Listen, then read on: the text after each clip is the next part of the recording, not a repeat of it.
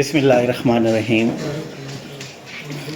جناب صدر، ہمارے استاد محترم جناب جاوید صدیق صاحب، آج کی اس بزم کے مہمان خصوصی جناب امتیاز الحق صاحب، میرے استاد محترم اسلم کھوکھر صاحب، اشفاق کلیم عباسی صاحب، راشد صاحب، باقی سارے ہمارے خیری صاحب، شفقت عباسی صاحب، سارے دوست جو اس بزم میں شامل ہیں وہ ہمارے لیے انتہائی محترم ہیں۔ یہاں پہ بات ہوئی تھی کہ کتاب پڑھ کے تبصرہ کیا جائے، تو میں تو آج تک کبھی کتاب نہ پڑھی ہو تو کسی پہ کوئی تبصرہ نہیں کرتا، نہ کبھی کلاس میں جاتا ہوں جب تک میں پوری تیاری سے نہ ہوں۔ لیکن پرابلم یہ ہوتی ہے کہ جب آپ کتاب پڑھ کے آتے ہیں تو اتنی چیزیں جمع کر کے لے آتے ہیں کہ یہاں پہ وقت کی قید ہوتی ہے کہ کتنی چیزوں کو بیان کیا جائے اور کتنوں کو چھوڑا جائے۔ تو میں کوشش کروں گا کہ جو چنیدہ چیزیں جو اس کتاب سے میں نے لی ہیں، اور جب میں اس کتاب کو پڑھ رہا تھا تو جاوید صدیق صاحب نے ایک دفعہ ہمیں ریفر کیا، اوریانا فلاسسی ایک اٹیلین جرنلسٹ تھیں، ان کی کتاب انٹرویو ود ہسٹری، اس کتاب نے جرنلزم کی دنیا میں ایک انقلاب برپا کیا۔ ویسے اسے کہتے ہیں کہ پچھلی صدی کی، یعنی 2006 میں ان کی ڈیتھ ہوئی، پچھلی صدی کی سب سے زیادہ کنٹروورشل کتاب تھی۔ لیکن صحافت اس چیز کا نام نہیں ہے کہ یہ لوگوں کو بتایا جائے کہ یہ ٹھیک ہے یا غلط ہے، اس چیز کا تعین کرنا یہ پڑھنے والوں کا کام ہے، سننے والوں کا کام ہے۔ صحافت نے بتانا ہے کہ یہ چیز ہو رہی ہے، یہ ہونے والی ہے۔ کارل مارکس نے کہا تھا کہ صحافت اس چیز کا نام نہیں ہے کہ یہ اعلان کیا جائے کہ کون مر گیا ہے، بلکہ صحافت اس چیز کا نام ہے کہ یہ اعلان کیا جائے کہ کون مرنے والا ہے۔ جب آپ ماضی کا مطالعہ کرتے ہیں، حال کا تجزیہ کرتے ہیں، تو پھر مستقبل بینی وہ آپ کے لیے مشکل نہیں رہتی، آپ مستقبل آپ اپنی آنکھوں کے سامنے دیکھتے ہیں۔ لیکن مستر عباسی صاحب کا انہوں نے ذکر کیا، میں شکر گزار ہوں بٹ صاحب کا، اور میں سمجھتا ہوں کہ یہ شاید میرے لیے مناسب نہ ہو کہ میں اپنا تعلق ان کے ساتھ جوڑوں، کیونکہ اس طرح کے لوگ آج کے دور میں بہت کم ہیں، کہ جو بہت سے لوگ ایسے ہوتے ہیں کہ جن کے پاس علم ہوتا ہے لیکن وہ مخلص نہیں ہوتے، وہ علم کو بیچتے ہیں، ان کی ہر چیز فار سیل ہوتی ہے۔ اور بہت سے ایسے لوگ ہوتے ہیں کہ جو مخلص ہوتے ہیں لیکن ان کے پاس علم کی طاقت نہیں ہوتی۔ تو علم اور اخلاص دونوں چیزیں اگر کسی انسان میں نے کما کو دیکھی ہے تو وہ علامہ مستر عباسی صاحب تھے۔ اللہ تعالیٰ ان کے درجات کو بلند کرے۔ میں نے امجد بٹ صاحب کو کہا تھا کہ اپنی کوتاہی کی وجہ سے میں کچھ لکھ نہیں پایا، کہ مستر عباسی صاحب کے حوالے سے بہت کام ہوا کہ وہ یقیناً صاحب ادب تھے، لیکن یہاں پاکستان میں وہ لوگ کہ جو صاحب ادب ہوتے ہیں، وہ اگر ریاست کی کسوٹی پہ پورا اترتے ہیں تو انہیں کہا جاتا ہے کہ یہ صاحب ادب ہیں، لیکن وہ سارے صاحب ادب لوگ جو ریاست کی کسوٹی پہ پورا نہیں اترتے انہیں بے ادب کہا جاتا ہے کہ یہ انتہائی بے ادب ہیں۔ فیض احمد فیض عوام کے لیے بہت بڑے نابغہ روزگار شخصیت تھے، لیکن ریاست کے لیے انتہائی بے ادب تھے۔ جوش ملی آبادی ریاست اور مروجہ طاقتوں کے لیے انتہائی بے ادب تھے۔ اس لیے جب ریاست اور ریاست کی مشینری یہ تعین کرتی ہے کہ یہ ٹھیک ہے یا غلط ہے، تو غلط کو ٹھیک سمجھا کریں اور ٹھیک کو غلط سمجھا کریں۔ جب وہ صدارتی محل میں لوگوں کو بلاتی ہے اور سیکورٹی ایجنسیز کی طرف سے چٹ آتی ہے کہ اس کو ایوارڈ دینا ہے، تو سمجھا کریں کہ یہ ایوارڈ لینے والے نہ وہ اصل صحافی ہیں، نہ وہ اصل لکھاری ہیں، اور نہ وہ اصل اساتذہ ہیں، بلکہ اصل اساتذہ المیہ یہ ہے۔ یقین کریں پاکستان میں وہ مٹی کے نیچے دب چکے ہیں، ان کا نام لینے والا کوئی نہیں ہے۔ اگر آپ کے پاس کار ہے، کوٹھی ہے، کر و فر ہے، تو پھر آپ انتہائی چھوٹے لوگ آپ کو بڑے دفتروں میں نظر آتے ہیں، لیکن بہت بڑے لوگ آپ کو بہت چھوٹی چھوٹی جگہوں پہ نظر آتے ہیں جو ان کی شان کے مطابق نہیں ہوتی۔ تو جو اوریانا فلاسسی کا میں نے ذکر کیا، تو میں جب ان کی کتاب پڑھ رہا تھا صحافت بیتی، تو مجھے وہ کتاب یاد آ گئی کہ انٹرویو ود ہسٹری۔ تو پاکستان میں اگر کسی نے اوریانا فلاسسی کا کردار ادا کیا تو وہ ہمارے محترم دوست بھائی سجاد صاحب ہیں، کہ انہوں نے یہ انٹرویو ود ہسٹری کیا ہے۔ اور ایک اور امپورٹنٹ بات ہے، ظاہر ہے میں جیسے یونیورسٹی میں پڑھاتا ہوں تو وہ 7 دنوں کی کلاس ایک دن میں لی جاتی ہے. جب ایک دن میں لی جاتی ہے تو وہ 3 گھنٹے کی کلاس ہوتی ہے.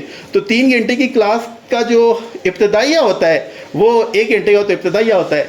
تو عام طور کے اوپر جو صحافت ہے اس پہ میں نے بہت غور کیا کہ یہ صحافت ہے کیا. ایک آپ نے پڑھا ہوگا کہ ایک ہوتی ہے آبجیکٹیوٹی اور ایک ہوتی ہے سبجیکٹیوٹی. سبجیکٹیوٹی کا مطلب یہ ہے کہ حکمت نظری کی بحثیں کی جائیں, باتیں کی جائیں, یہ اچھا ہے, یہ برا ہے, یہ فلاں ہے, یہ فلاں ہے, اس طرح کریں گے تو غلط ہوگا, اس طرح کریں گے تو ٹھیک ہوگا, فرعون نے یہ کیا تھا, حمان نے یہ کیا تھا, قارون نے یہ کیا تھا, ابو جہل نے یہ کیا تھا. یہ سبجیکٹیوٹی ہے. لیکن آبجیکٹیوٹی کیا ہے کہ آج کے دور کا یہ فرعون ہے, آج کے دور کا یہ قارون ہے, آج کے دور کا یہ حمان ہے. اس سبجیکٹیو ریالٹی کو آبجیکٹیو ریالٹی بنا کے پیش کرنا یہ صحافت کا سب سے بنیادی کام ہے. اس پاکستان میں المیہ ہوا کہ میرے پاس, اگر اسلم کھوکر صاحب کو شاید پتہ ہوگا کہ لوور ٹپا بازار میں ایک چنگی ہوتی تھی, اور ایک وقت تھا کہ اس چنگی کو جب آگ لگائی گئی تو اس کے ایک کمرے میں بہت سی کتابیں پڑی ہوئی تھی.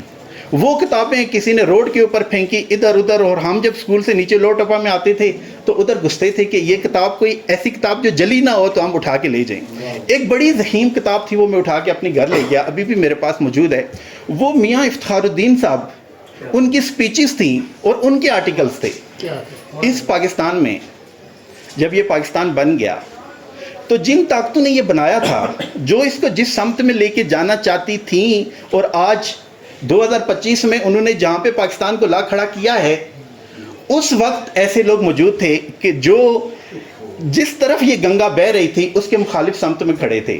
تو میاں افتخار الدین نے اس پاکستان میں, جس کا ذکر میرے خیال میں کوئی بھی آج نہیں کرتا, جو المیہ ہے, جو بھی پریس کا آدمی ہے اسے یہ جاننا چاہیے کہ پروگریسو پریس لمیٹڈ یہ ایک یہاں پہ ادارہ تھا. پروگریسو پریس لمیٹڈ کا کام کیا تھا؟ اس کا مطلب یہ تھا کہ جتنے بھی ترقی پسندانہ خیالات ہیں, ترقی پسندانہ خیالات نام ہوتا ہے انسانی تاریخ کے ارتقاء کو جاری و ساری رکھنے کے لیے جو رہنمائی کی جاتی ہے, وہ خیالات ترقی پسندانہ ہوتے ہیں. اور جب آپ انسانی سماج کی ارتقاء کے راستے میں رکاوٹ ڈالتے ہیں, آپ انسانی ترقی کو روکنا چاہتے ہیں اور اس کو پیچھے کی طرف لے کے جانا چاہتے ہیں, تو اس کو کہتے ہیں کہ یہ اب پیسیمزم ہے, یہ پیسیمزم ہے, یہ رجت پسندی ہے, یہ کنزرویٹزم ہے, یہ ریٹروگریسو سوچ ہے کہ آپ انسانی تاریخ کو پیچھے کی طرف لے کے جانا چاہتے ہیں. جتنے انبیاء آئے, انبیاء کی جو شرائع ہے, شریعتوں میں آپ کو فرق نظر آتا ہے. وہ فرق کیا ہے؟ وہ فرق سب کا سب اس لیے ہے کہ سارے انبیاء ترقی پسندانہ خیالات کے حامل تھے. ایک نبی کے خیالات اپنے زمان و مکان کے لحاظ سے تھے, جب دوسرا آیا تو اس کا جو روپ تھا تعلیمات کا وہ بدل گیا. اور آپ کو ان میں جتنا بھی فرق نظر آتا ہے وہ فرق ہے اس لیے کہ سارے ترقی پسند خیالات کے حامل تھے. پاکستان میں محمود شام نے جو چیزیں میں نے ان کی دیکھی ہیں, انہوں نے یہ لکھا ہے کہ صحافت کا کیا حال ہے, جو پاکستان کا حال ہے وہی صحافت کا ہے. جس طرح سے تمام شعبہ جات زوال پذیر ہوئے, اسی طرح سے صحافت کا یہ شعبہ. میں نے میاں افتخار الدین کو پڑھا کہ جب پروگریسو پریس لمیٹڈ پہ 1958 میں ایوب خان نے ماشاء اللہ لگا کے پابندی لگائی, تو پابندی کے دوسرے دن, ماشاء اللہ کے دوسرے دن, بڑی اخبارات کے اوپر شہ سرخی کیا تھی؟ شہ سرخی یہ تھی, اس اخبار نے کل تک جو چیز چھاپی ہے وہ ملک دشمنی اور کفر تھا, اور آئندہ یہ ملک دشمنی اور کفر نہیں کیا جائے گا. آپ آرکائیوز دیکھیں, آرکائیوز میں وہ اخباریں موجود ہیں. جاوید صدیق صاحب نے شاید اس کو دیکھا بھی ہو اپنی آنکھوں سے کہ یہ تھا کہ اس اخبار نے جو چھاپا ہے وہ غلط تھا. تو پاکستان میں ترقی پسندی کے راستے میں جو چورن بھیجا جاتا ہے وہ 2 طرح کے چورن ہیں. ایک چورن مذہب کا ہے اور دوسرا چورن حب الوطنی کا ہے. جو کوئی انقلابی خیالات کا حامل ہوگا, پروگریسو تھاٹس کا حامل ہوگا, اس کے اوپر یہ کہا جائے گا کہ یا تو کہا جائے گا یہ ملک دشمن ہے, اور دوسرا یہ کہا جائے گا کہ یہ مذہب دشمن ہے. حالانکہ جتنے انبیاء کرام آئے, اللہ تعالیٰ نے جتنی کتابیں بھی نازل کی, اچھا یہ جو انبیاء کرام تھے اور کتابیں تھیں, یہ بھی صحافت کا ایک پرتاؤ تھا, یہ بھی صحافت کا ایک اظہار تھا. آپ لوگوں نے پڑھا ہوگا کہ نبی کریم صلی اللہ علیہ وسلم کے زمانے میں کوئی خبر جب سارے لوگوں تک پہنچانی ہوتی تھی تو خانہ کعبہ میں ایک کپڑا یا چمڑا لٹکایا جاتا تھا, اس کے اوپر چیز لکھ دی جاتی تھی. اور ایک شاعر نے جو شاعری کی تھی کہ بھئی یہ شاعری ہے, تو وہ شاعری بھی وہاں پہ لٹکا دی گئی. تو جس کو لوگ آ کے پڑھتے تھے کہ بھائی ایک سورہ کوثر ہے, سورہ فیل ہے, تو اس کے مقابل میں نے یہ شاعری کی ہے. تو جو بھی لوگ آ کے چیز پوری دنیا میں پھیلانا چاہتے تھے، مشرق و مغرب میں پھیلانا چاہتے تھے، وہ لٹکا دیتے تھے یہاں پہ کہ اس کو لوگ پڑھ لیں۔ پاکستان کا المیہ یہ ہوا کہ یہاں پہ بات ہوئی، محمود شام نے بھی بات کی، یہاں پہ نذیر لغاری صاحب نے بھی بات کی ہے، وسعت اللہ خان صاحب نے بھی بات کی ہے کہ پاکستان میں بائیں اور دائیں بازو، یہاں پہ بھی بات ہوئی، لیکن دائیں بائیں بازو کا کسی نے کبھی غور سے دیکھا نہیں یہ ہے کیا۔ جو بھی مروجہ سیاسی، اقتصادی، سماجی نظام حکومت کی سطح کے اوپر ایک اقلیت، چند سیاستدان، چند جرنیل، چند صحافی، چند وہ سارا ایک جو کلرجی ہوتی ہے جو نافذ کرتی ہے، جو اس کی ہاں میں ہاں ملاتا ہے وہ دایاں بازو ہے، جو اسے کہتا ہے یہ غلط ہے، تنقید کرتا ہے، وہ بایاں بازو ہے۔ کیونکہ یہ تو فرینچ جو ایک مونارکی تھی تو وہاں سے یہ اصطلاح آئی کہ بادشاہ کے جو دائیں طرف لوگ بیٹھتے تھے وہ کہتے تھے جو بادشاہ کہتا ہے ٹھیک کہتا ہے، بادشاہ ملک کو آگ لگاتا ہے تو ٹھیک ہے، اور جو بائیں بازو میں ہوتے تھے وہ کہتے تھے کہ جو حکومت کر رہی ہے اس میں کیا چیز عوام کے مطابق ہے، عوام کے حقوق کے مطابق ہے، کون سی چیز عوام کے حقوق سے متصادم ہے۔ صحافت نام ہی اس چیز کا ہے کہ عوام کو یہ بتایا جائے کہ یہ جو ایکویشن بنی ہے اقتدار کی، اس ایکویشن میں سب سے زیادہ امپورٹنٹ جو ڈٹرمیننٹ ہے، سب سے زیادہ امپورٹنٹ جز جو عوام ہے، عوام کے فائدے کی کیا چیز ہے اور کون سی چیز عوام کے فائدے کی نہیں ہے بلکہ مخصوص جو طبقہ ہے جو ملک اور قوم کے اوپر مسلط ہے اس کے فائدے کی ہے۔ جب کوئی صحافی، بلکہ اسلم کھوکھر صاحب ایسے صحافیوں کو کہتے تھے صافی، یہ جو گندگی صاف کرنے کے لیے صافی استعمال کی جاتی ہے، بہت سے صافی ایسے ہیں کہ ان کا کام ہی یہی ہوتا ہے کہ جو گندگی حکمران طبقہ کرتا ہے تو اس کو صاف کر کے، صاف و شفاف کر کے اس گندگی کو پیش کرتے ہیں۔ شاید جب اخبار سامنے آتا ہے اور حکمران اس اخبار کو پڑھتے ہیں، کسی جو صافی لوگ ہوتے ہیں جو خبریں لکھتے ہیں، تو وہ حکمران خود حیران ہو جاتا ہے، یار یہ بات تو میں نے کی ہی نہیں ہے، اس نے کیسے بیان کی ہے؟ تو وہ آ کے پہلی صف میں بیٹھ جاتے ہیں، انعام و اکرام سے نوازے جاتے ہیں۔ کار کوٹھیاں ہوں گی جاوید صدیق صاحب کے اخبار میں، وہ لوگ کے جو رپورٹر تھے کار کوٹھیوں کے مالک ہیں، لیکن وہ شخص کے جو صحافت کے علم کو مضبوطی سے تھامے رکھتا ہے، کوئی کمپرومائز نہیں کرتا، اس کے پاس اگر کوئی چیز ہوتی ہے تو وہ کردار ہے، وہ اخلاق ہے، وہ علم ہے، وہ کریکٹر ہے، وہ تاریخ ہے۔ اور جو چیز نہیں ہوتی وہ چاپلوسی نہیں ہوتی، وہ خوشامد نہیں ہوتی، وہ جی حضوری نہیں ہوتی، وہ جھکنا نہیں ہوتا، وہ ضمیر فروشی نہیں ہوتی۔ تو ایسے لوگ کہ جو آج کے دور میں بھی صحافت کے لیے نمایاں خدمات سر انجام دے رہے ہیں تو یقیناً وہ سر سلام کے لائق ہیں۔ ایک اور دو تین باتیں جو میں نے کی ہیں، میں نے پڑھ کے میں نے یہاں پہ لکھی ہیں کہ یہاں اس کتاب میں حوالہ دیا گیا قلم کا، کہ قلم کیا ہے۔ آج المیہ ہے، دیکھیں میں یونیورسٹی میں جب پڑھاتا ہوں تو میں نے بچوں پہ پابندی لگائی ہے، کسی بچے نے موبائل سے یا لیپ ٹاپ سے کوئی چیز نہیں پڑھنی، اور میں ایکسیپٹ نہیں کروں گا آپ کہیں کہ موبائل سے اور میں نے لیپ ٹاپ سے پڑھا ہے۔ میں انہیں کہتا ہوں جو آرٹیکل میں آپ کو بھیجتا ہوں اس کا پرنٹ نکالیں، پرنٹ نکال کے ہر بچہ واٹس ایپ کے اوپر مجھے ویڈیو میسج بھیجے گا، sir I am Kamran, I have taken out the print of this article and I am reading it. جب کلاس ہوتی ہے تو سارے بچے وہ پرنٹ لے کے آتے ہیں، اس کے اوپر لکھتے ہیں پین سے، انڈر لائن کرتے ہیں، جو ہمیں جو چیزیں اپنے اساتذہ نے سکھائی تھیں سوالیہ نشان ڈالتے ہیں، جو آبجیکشن ہوتا ہے وہ لکھتے ہیں، جو چیز سمجھ نہیں آتی تو اس میں یہ سارا کچھ لکھتے ہیں۔ جب وہ آ کے کلاس میں بیٹھتے ہیں تو سب سے زیادہ متانت اور سب سے زیادہ جو سکون ہوتا ہے، اعتماد ہوتا ہے، صرف انہی بچوں میں ہوتا ہے جو اس کاغذ کے اوپر لکھی تحریر پڑھ کے آتے ہیں۔ اور وہ لوگ جو کہتے ہیں ہم موبائل سے اور لیپ ٹاپ سے پڑھتے ہیں، میں خود میرا کام ہی پڑھنا پڑھانا ہے، کوئی بھی نہیں پڑھتا، ویسے جھوٹ بولتے ہیں کہ میں نے یہ پڑھا ہے اور وہ پڑھا ہے، 2-3 سطریں پڑھیں گے، ایک پیراگراف پڑھے گا وہ بند کر کے ختم۔ لیکن اس کاغذ کے اندر اور اس قلم کے اندر اللہ تعالیٰ نے ایسی تاثیر رکھی ہے کہ جو آپ اس کو پڑھتے جائیں گے تو آپ کی جو چاشنی ہے وہ مزید بڑھتی جائے گی۔ مولانا عبید اللہ سندھی نے لکھا کہ یہ جو قلم ہے یہ قلم کیا ہے؟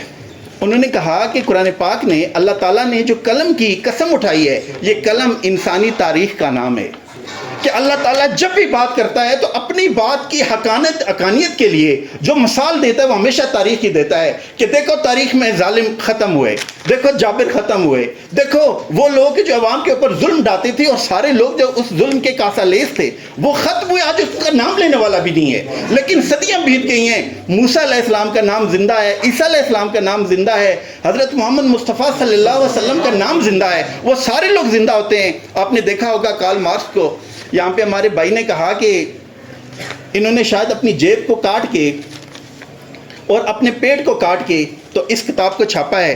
ایک اور بندہ تھا، اس کا نام کارل مارکس تھا۔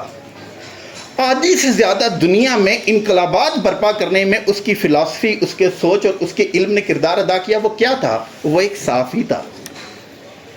وہ یہی کہتا تھا کہ میں تو گندگی کے اوپر سے ڈھکن ہٹاتا ہوں. جیسے ابن انشا نے بھی کہا تھا کہ میں تو کچھ نہیں کرتا، میں گندگی کے اوپر جو گٹر کے اوپر ڈھکن ہے ڈھکن ہٹاتا ہوں تو سب لوگ مجھے لان تان کرنا شروع ہو جاتے ہیں، یہ کیوں ہٹایا ہے؟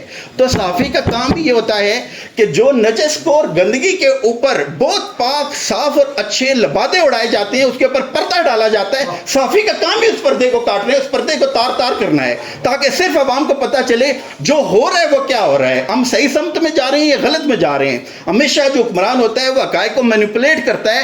صحافی عوام کو اس قابل بناتا ہے کہ جو بھی حکمران طبقات حقائق کو مینیپولیٹ کر کے جھوٹی تسلیاں دیتا ہے، جھوٹی کہانیاں اور رام کہانیاں سناتا ہے، تو وہ اس کہانیوں کو کہتے ہیں کہ یہ جھوٹ اور غلط ہے، اور وہ قوم ہمیشہ ترقی پاتے ہوئے آگے چلتی ہے. ایک ایسا وقت تھا کہ کارل مارکس کی ایک چھوٹی سی بیٹی ہے، دودھ پیتی بچی، وہ بیمار ہو گئی. اس کے پاس چند پیسے تھے، دو آپشن تھے.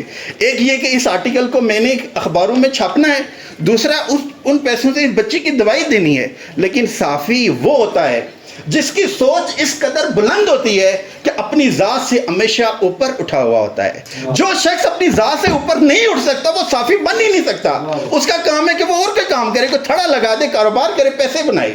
لیکن صحافت اس چیز کا نام ہے. اس نے کہا ایک طرف میری بیٹی ہے، دوسری طرف قوم کی لاکھوں کروڑوں بیٹیاں ہیں. اگر یہ اخبار میں میرا آرٹیکل شائع ہو گیا تو اس کے بعد لوگوں کو پتہ چلے گا کہ جو لاکھوں کروڑوں بیٹیاں دوائی نہ ملنے کی وجہ سے مر رہی ہیں اس کی وجہ کیا ہے. اس کی وجہ یہ ہے کہ وسائل کے اوپر، جو وسائل پوری عوام کے ہیں، اس کے اوپر ایک اقلیت ہے وہ قابض ہے.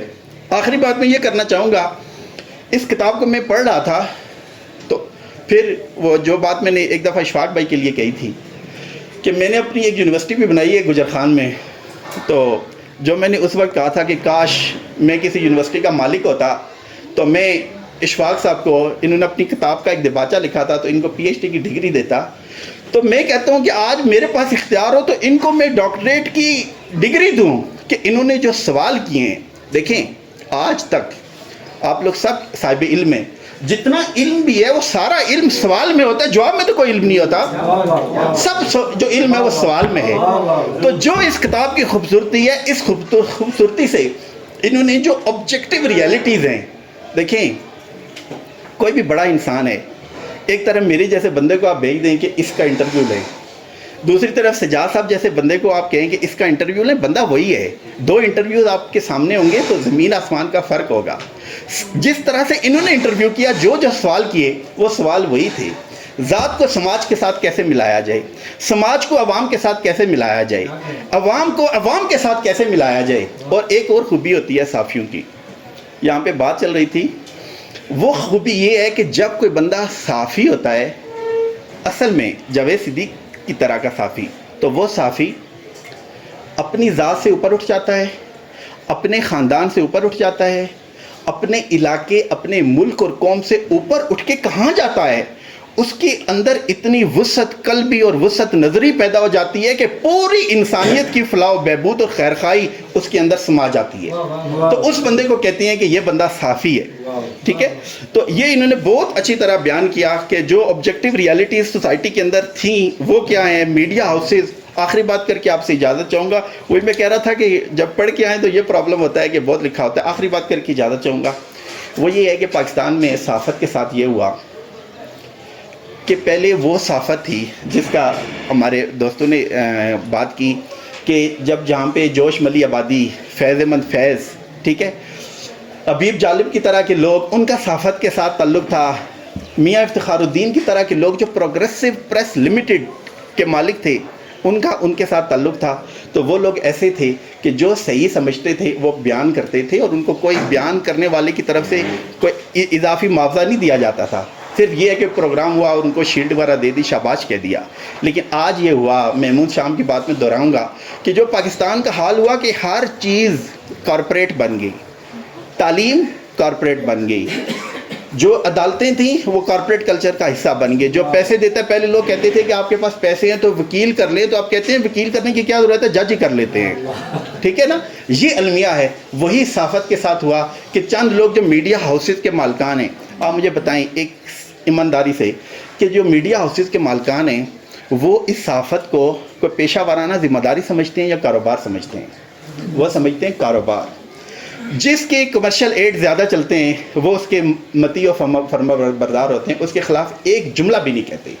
تو اس لیے یہ جو آج آپ کو نظر آتے ہیں میڈیا ہاؤسز, تو میں کہتا ہوں کہ میں سجاد صاحب کی طرح کے لوگوں کو خراج تحسین پیش کرتا ہوں کہ یہ جو پورا ایک بلوہ ہے کمرشلزم کا, اس کے سامنے ایک جو ڈھال بن کے انہوں نے یہ کتاب لکھی ہے اور اس طرح کی مزید کتابیں لکھی جائیں گی تو وہ انسان کو انفرادیت پسندی سے نکال کے اجتماعیت پسندی کی طرف لے جانے کی بہت بڑی کاوش ہے. شکریہ.